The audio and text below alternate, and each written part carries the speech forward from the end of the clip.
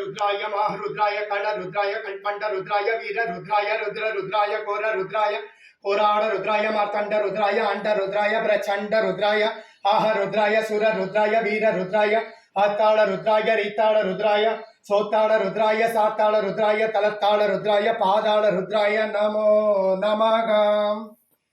நண்பர்களே, ஓம் தத்புருஷாய வித்மகி வக்கரதுண்டாய தீமகி தன்னோ தந்தி பிரசோதயாத். ஓம் ஸ்ரீ சிவசக்தி சேனல். நாம் இப்ப எதை பத்தி பார்க்க போறோம் அப்படின்னு பாத்தீங்கன்னா, இது பைரவர் 3 சிலை இருக்கிற ஒரு குகை. இது இந்த 3 சிலை இருக்கிறது ஒரு இடத்துல தான் இருக்கு. பைரவர் சிலை இது ஆதி காலத்துல கிட்டத்தட்ட ஒரு 1800 வருஷத்துக்கு முந்தி இது வெறும் காடு மேடு உட்ட செடி கொடியா இதெல்லாம் மூடி அந்த காலத்துல இதை வழிபாடு பண்ணியிருக்காங்க.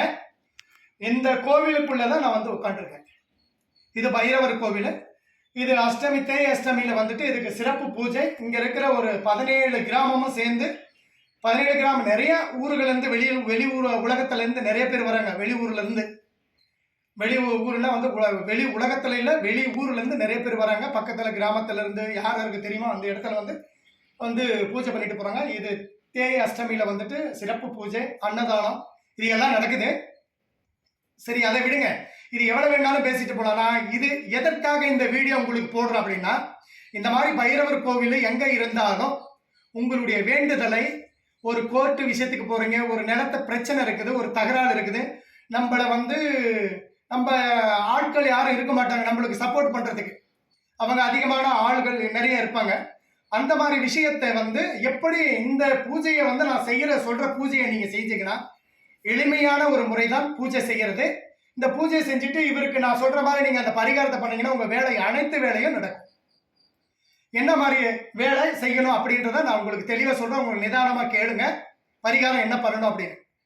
இப்ப நீங்க ஒரு தேய் அஷ்டமியில நீங்க இந்த வேலையை செய்யுங்க. முந்திரி பருப்பு, முந்திரி பயிருன்னு சொல்லுவாங்க, முந்திரின்னு சொல்லுவாங்க. அந்த முந்திரி கடையில கிடைக்குது. இப்பெல்லாம் நிறைய கடையில கிடைக்குது. ஸ்டோர் ரூம்களை கேட்டு வாங்கிக்கோங்க. அது 16. இப்போ ஒரு மாலையை கட்டுறோம் அப்படின்னும் போது உங்களுடைய வேண்டுதலை எது இருந்தாலும் சரி, ஒரு என்னுடைய நிலத்த பிரச்சனை இருக்குது, இது ரொம்ப காலமா இது நடந்துட்டு இருக்குது, கோர்ட்டு வழக்கு அப்படின்னு போயிட்டு இருக்குது. இந்த கோர்ட்டு வழக்கு நான் ஜெயிக்கணும், எனக்கு என் பக்கம் தீர்ப்பு வரணும். இதுல இன்னொரு விஷயமும் சொல்லிடுறேன்.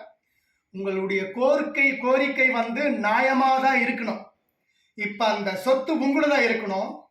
நீங்க வேற ஒருத்தர் கேஸ் போட்டிருக்காங்க, அந்த கேஸ்ல இருந்தா நான் ஜெயிச்சு வரணும்னு அந்த உண்மை இருந்தால் இது நடக்கும். அப்படி பொய்யான ஒரு விஷயத்த நீங்க வேற ஒருத்தனுடைய நிலத்து மேல ஆசைப்பட்டு அந்த நிலம் எனக்கு கிடைக்கணும்னா கண்டிப்பா அது நடக்கிறதுக்கு வாய்ப்பு கம்மி. நான் எதுக்காக இதை சொல்றேன்னா, நேர்மை எது இருக்குதோ இது பைரவர், ஆதி சிவனால உருவாக்கப்பட்ட பைரவர் தான் சிவபெருமான். அந்த மாதிரி இவர்கிட்ட நீங்க அதை செய்யறீங்க. என்னன்னா உங்களுடைய வேண்டுதல், ஒரு முந்திரி ஒரு முடி போடுறீங்க, மாலை கட்டுற மாதிரி 8 போட்டுக்கங்க. அது கூட உங்களுடைய வேண்டுதலை என்ன இருக்குதோ பச்சை இங்க் இருக்கு பாருங்க, மார்க்கர். அந்த பச்சை மார்க்கர்ல உங்களுடைய வேண்டுதலை எழுதுங்க. அந்த முந்திரி பயிறு பக்கத்திலே எதுவும் உள்ள வச்சு சுத்தக்கூடாது. முந்திரி பயிரை பக்கத்துல இது ஒரு பேப்பரை வச்சு நீங்க என்ன உங்க வேண்டுதலை எழுதுங்க. அதை ஒரு பக்கத்துல வச்சுக்கோ.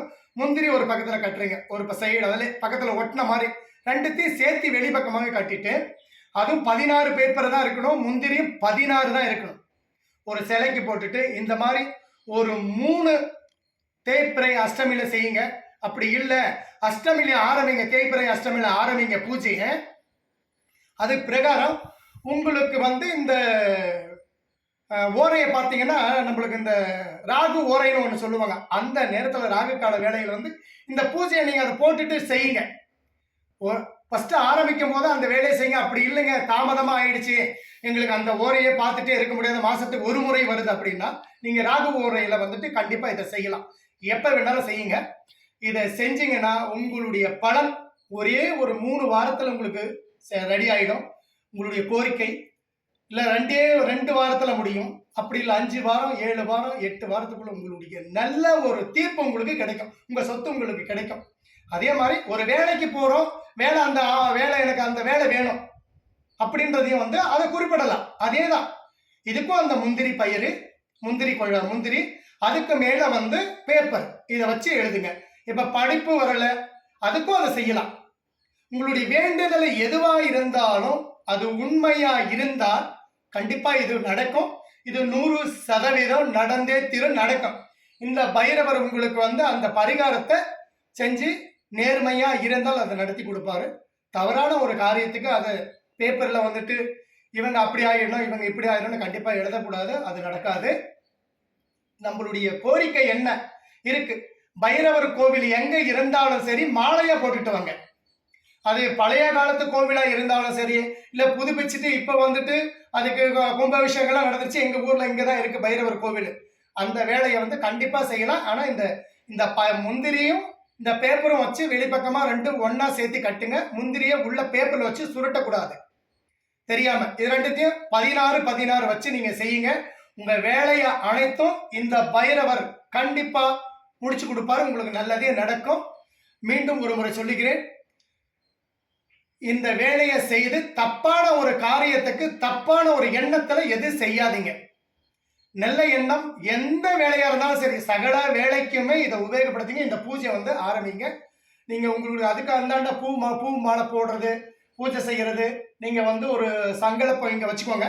அந்த வேலையில இதெல்லாம் நடந்து முடிஞ்சுன்னா உங்களுக்கு சிறப்பான ஒரு பூஜை செய்யறேன், நான் இந்த வேண்டுதலை நிறைவேற்றுறேன் அப்படின்னு சொல்லிட்டு செய்யுங்க. கண்டிப்பா நடக்கும். அதே மாதிரி வீதியில வழியில இருக்கிற நாய்களுக்கு, இப்ப பைரவருடைய வாகனம் நாய் தான், அது தெருவில் போகுது பார்த்தீங்களா, அந்த மாதிரி நாய்களுக்கு பிஸ்கெட்டோ இல்லை வந்து பன்னோ அது வாங்கி போடுங்க.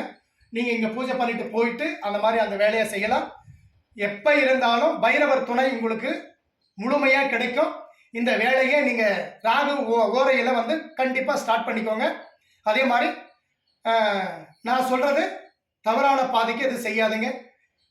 இந்த வேலையை முடிச்சுக்கிட்டு உங்கள் வேண்டுதலை செய்யுங்க. நண்பர்களே, மீண்டும் ஒரு முறை சொல்கிறேன், என்னுடைய வீடியோ பிடிச்சிருந்தா சப்ஸ்கிரைப் பண்ணுங்கள், லைக் பண்ணுங்கள், ஷேர் பண்ணுங்கள், கமெண்ட் பண்ணுங்கள்.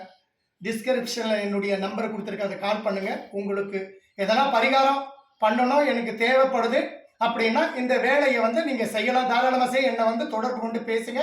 நான் உங்களுக்கு இனிமேல் வந்து தொடர்ச்சியாக வீடியோ போடுவேன், நல்ல பரிகாரமாக சொல்லுவேன். அனைத்துமே நடக்கும். ஒவ்வொரு வீடியோவும் உங்களுக்கு சிறப்பான வீடியோ, எளிமையான ஒரு விஷயத்தில் நான் பண்ணுறேன். இதுக்கு காசு பணம் அதிகமாக செலவு ஆகிறது கிடையாது. இதை மீண்டும் ஒரு முறை சொல்கிறேன், என்னை மன்னிக்கணும். இத்தனை காலமாக நான் வந்து வீடியோ 1 வருஷம் 1.5 வருஷ காலமாக போடலை. இனிமேல் தொடர்ச்சியாக வீடியோ போடுவேன். உங்களோட சப்போர்ட் எனக்கு வேணும். அதே மாதிரி நானும் ஒரு சின்ன சின்ன காரியத்துக்கு நான் ஆசைப்படுறேன்னா, கோவில் கட்டணும், ஈஸ்வரன் கோவில், ஆதிசிவன் கோவிலை எப்படியோ ஒன்று உருவாக்கணும், அதுக்கு வைத்தியமெல்லாம் வந்து ஃப்ரீயாக செய்யணுன்ற எனக்கு ஆசை இருக்குது. நன்றி மக்கள். உங்களுக்கு எதனா தேவைப்பட்டுச்சுன்னா எனக்கு தொடர்பு கொண்டு பேசுங்க. சில விஷயங்கள் சொல்லாத விஷயங்கள் வந்து தெளிவாக சொல்லுங்க, நான் பேசுவேன். நன்றி. மீண்டும் ஒரு முறை நண்பர்களே, வணக்கம் நண்பர்களே.